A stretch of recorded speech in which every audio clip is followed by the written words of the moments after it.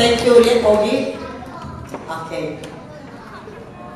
Good morning po sa inyong lahat, especially to our parents who are here, ever to support us in all our endeavors. I really appreciate your presence. Saludo po ako sa inyo. And of